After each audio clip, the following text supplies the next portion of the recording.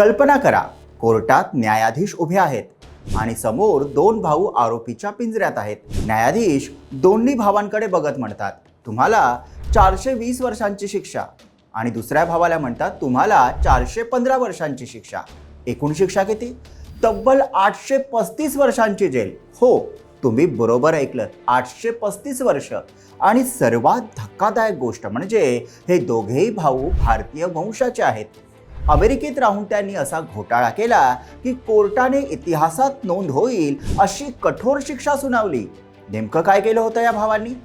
Medicaid घोटाळा, H-1B visa फसवणूक, मनी laundering, आणि कसा उघड झाला त्यांचा करोडोंचा स्कॅम. चला संपूर्ण प्रकरण जाणून घेऊयात. नमस्कार, मी विहंग ठाकूर. ही गोष्ट आहे अमेरिकेतील पेन्सिल्व्हेनिया राज्यात राहणाऱ्या दोन भारतीय वंशाच्या भावांची. या भावांची नावं आहेत भास्कर सावनी आणि अरुण सावनी. भास्कर सावनी हे व्यवसायाने डेंटिस्ट होते. दोघांनी मिळून सावनी ग्रुप नावाने कंपन्यांचं मोठं नेटवर्क तयार केलं होतं. पहिल्या नजरेत हे सर्व काही अगदी कायदेशीर दिसत होतं. मोठ्या लोकांसोबतचे फोटो, सोशल मीडियावर प्रभाव, व्यवसायात मोठं नाव. पण तपास सुरू झाल्यावर जे समोर आलं ते धक्कादायक होतं.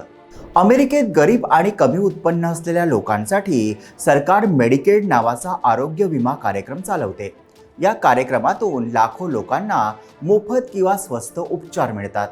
पण आरोप असा आहे की सावनी बंधूंनी या योजनेत मोठ्या प्रमाणावर फसवणूक केली.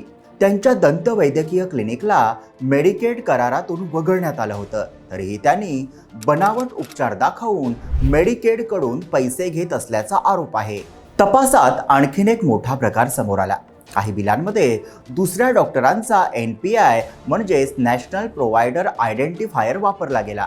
धक्कादायक म्हणजे ज्या दिवशी उपचार दाखवले होते त्या दिवशी तो डॉक्टर देशाबाहेर होता. काही प्रकरणांमध्ये तर परवानाधारक नसलेल्या लोकांकडून उपचार करूनही त्यांची बिलं मेडिकेडला पाठवली गेली. म्हणजेच संपूर्ण सिस्टीमला फसवण्याचा प्रयत्न. या प्रकरणात आणखीन एक गंभीर आरोप आहे, तो म्हणजे H-1B व्हिसा फसवणूक. या व्हिसाद्वारे अमेरिकेत कंपन्या परदेशी कामगारांना नोकऱ्या देतात. सरकारी वकिलांच्या मते सावनी ग्रुपने अनेक बनावट व्हिसा अर्ज दाखल केले. भारतीय कामगारांना नोकरी देण्याचं आश्वासन देऊन त्यांच्याकडून विविध शुल्क घेतले जात होते. इतकंच नाही, काही कर्मचाऱ्यांना त्यांच्या पगाराचा काही हिस्सा कंपनीला परत देण्यासही भाग पाडलं जात होतं. कारण व्हिसामध्ये कर्मचारी कंपन्यांवर अवलंबून असतात आणि हाच त्याचा गैरफायदा घेतल्याचा आरोप आहे. या सर्व फसवणुकीतून आलेला पैसा वेगवेगळ्या कॉर्पोरेट खात्यांमध्ये फिरवून लपवला जात होता, म्हणजेच मनी लॉन्ड्रिंग. तपासात आणखीन एक गोष्ट उघड झाली. दोन्ही भावांनी सुमारे $1.6 दशलक्ष वैयक्तिक उत्पन्न आणि $1.1 दशलक्ष कर्मचारी उत्पन्नावर कर भरला नव्हता. त्याशिवाय कॉलेज फी, घराचे खर्च, मालमत्ता कर हे सर्व व्यवसाय खर्च म्हणून दाखवून कर टाळला गेला. या प्रकरणातील सर्वात विचित्र बाब म्हणजे तपास सुरू असतानाही आणि 2023 मध्ये आरोप दाखल झाल्यानंतरही सावनी बंधू सोशल मीडियावर सक्रिय होते. त्यांनी तर FBI संचालकपदी आलेल्या काश पटेल यांच्यासोबतचा फोटोही पोस्ट केला होता आणि त्यांच्या नियुक्तीबद्दल आनंद व्यक्त केला होता. तपासानंतर न्यायालयाने दोन्ही भावांना अनेक गंभीर गुन्ह्यांमध्ये दोषी ठरवलं होतं. यामध्ये व्हिसा फसवणूक, आरोग्य सेवा फसवणूक, मनी लॉन्ड्रिंग, कर चोरी या सर्वांचा समावेश आहे. अमेरिकेच्या न्याय विभागानुसार या गुन्ह्यासाठी शिक्षा अत्यंत कठोर सुनावली जाते.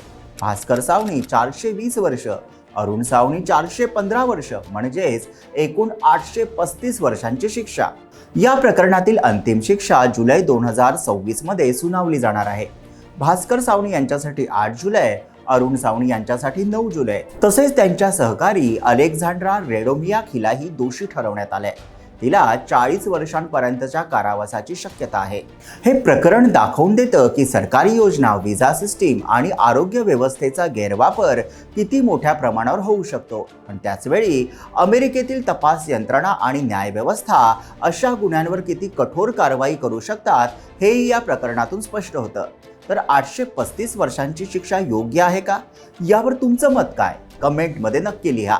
व्हिडिओला लाईक करा, शेअर करा आणि अशाच बातम्यांच्या एक्सप्लेनर पाहण्यासाठी आमच्या YouTube चॅनलला सबस्क्राईब करा.